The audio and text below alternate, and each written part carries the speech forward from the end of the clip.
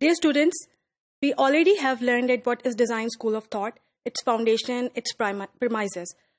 Now in this video, we have to see that what are the criticism on the design school of thought. The composition of this video will be, first of all, we will have an overview on the criticism of design school of thought. Then we will go point by point at what is the criticism discussed in the literature of strategic management on design school of thought. So first of all, we will have an overview of the criticism on design school of thought. It has narrow perspective. By narrow perspective, we mean that it has limited its own scope on the basis of certain points. These certain points are discussed here. It ignores the structure and culture relationship. By ignoring the structure and culture relationship, we mean that the design school of thought misses the complexities involved in the structure and culture and the strategy formulation process. So it ignores the culture and structure relationship. And it less emphasizes on the emergent and incremental strategy. By less emphasis on the emergent and incremental strategy, we mean that usually the design school of thought does not provide us room for learning.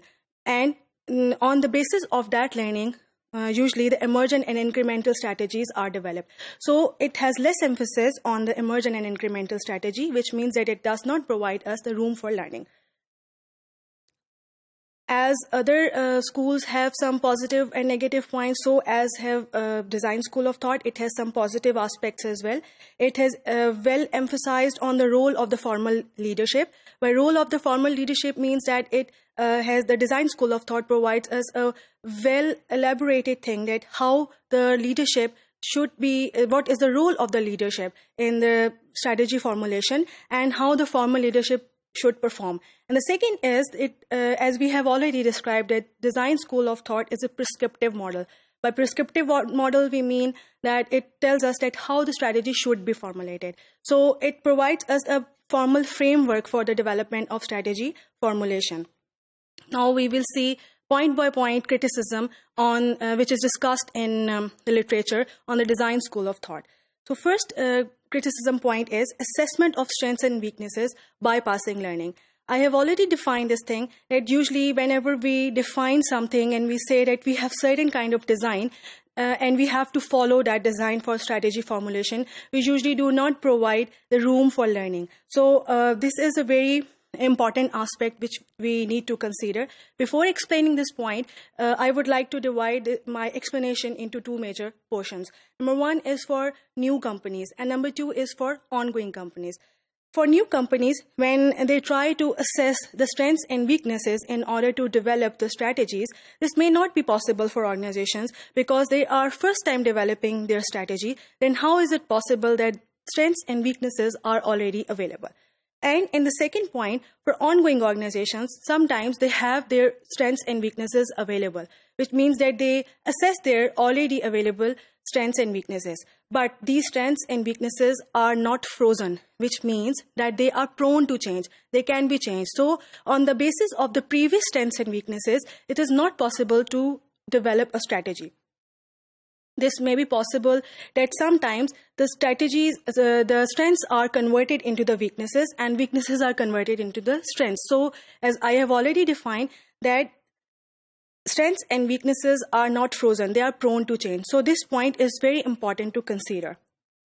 The second point is the structure follows strategy, a contradictory argument. Before going into the detail, I would like to explain that what does structure follows a strategy mean. It means that design school of thought tells us that when, first of all, we have to develop a strategy and then we have to restructure all of the organization. On the basis of the restructuring, we have to define and redefine assessments, strengths and weaknesses of the organization. So before going into the detail, I would like to divide my answer into two major components again, which is for new companies and for ongoing companies. For new companies, it may be possible to develop a strategy and then follow the structure. And that strategy will be following the structure, which means that they will redevelop or structure the organization according to the strategy. But for ongoing organizations, for ongoing companies, this may not be possible because they already have developed structure which has certain kind of strengths and weaknesses, and on those basis, on those strengths and weaknesses, organization has developed a strategy. Then how is it possible that after development of this particular strategy, organization go back and wipe out all of the structure? So this is also a very important point to be considered. The third point is making strategy explicit, promoting inflexibility.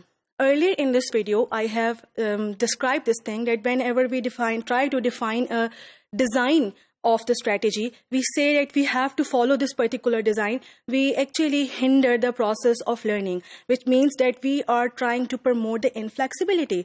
So explicit strategies are sometimes blinders designed to focus direction. These are those blinders which tells us we don't have to see for the other directions as well, and we are not able to learn different things.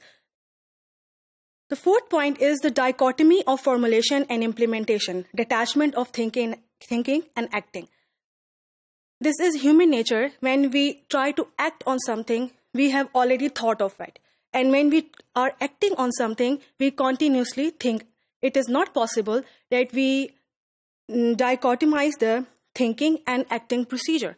This is not possible. But in the design school, we say that there are certain kind of planners and there are certain kind of implementators, and they are not influencing each other, which means we are trying to detach the thinking and acting procedure.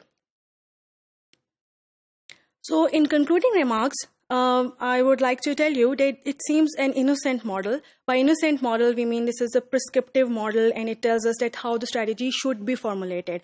So it tells us that what are the basic guidelines. It provides us the basic guidelines that how the strategy should be formulated. And it also has some certain kind of ambitious assumptions, and it tells us that how the strategy is should be formulated in certain aspects, and what is the role of the formal leadership. But it has certain disadvantages and certain criticism on it, which should be considered before going to the next school of thought.